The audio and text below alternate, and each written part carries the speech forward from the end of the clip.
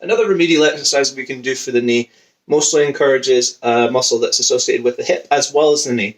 We would call it the rectus femoris, but you guys can basically know it as one of the quad muscles that is also associated with the hip. Okay, so with this one, you can either use your hand as a form of resistance on the opposite leg to help lift the leg up, or as time goes on, you can start to straighten the opposite leg and do this from a seated position. It is a lot tougher from this position, but if you want to start with an easier setup, you just grab a hold of the opposite leg and then let the leg come up. But before we get to that, you want to make sure that you have a nice setup.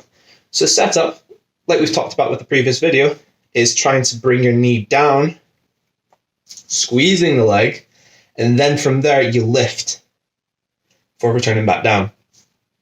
Again, making sure that you're trying to really focus in on that quad. Don't allow too loose of a setup. So a lot of times when people do this, they'll just kind of go up and down with almost a bounce to it. Try and start strong so that you can keep that contraction and really focus in on that quad. We would sometimes call it a mind muscle connection. It's where you're really focusing in on a certain muscle that you're trying to work. So for this one, it's the quad. You see the quad, you see it contracting, you use it, and after a while it starts to feel the burn a little bit more. Okay, so just see what that looks like.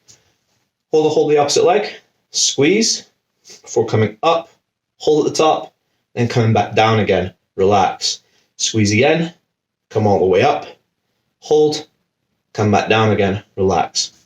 Just like we talked about in previous videos, the way that you can make this harder is either by holding the contraction, so either for about 10 to 30 seconds, or you can do pulses in a repetition. To show you what that looks like, we have pulses at the very beginning. So remember that setup for that quad, squeeze first. We do 10 at the very beginning, 10 in the middle, and this is where I start to shake, 10 towards the very end.